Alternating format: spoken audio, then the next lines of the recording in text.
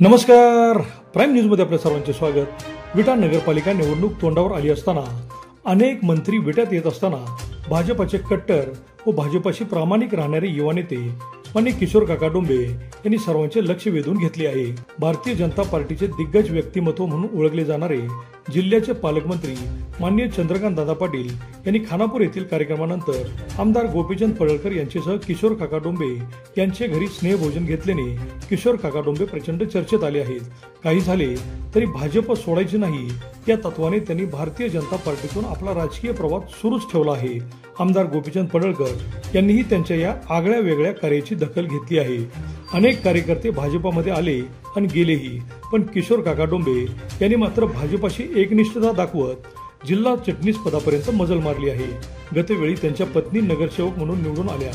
यावेळीही किशोर काका डोंबे नगरपालिकेसाठी सज्ज असल्याचे समजते. त्यांचा दांडगा लोकसंपर्क व सामान्यांसाठी काम करण्याची वृत्ती यामुळे ते भाजपातून निवडणुकीसाठी सज्ज झाले तर नवल वाटायला नको.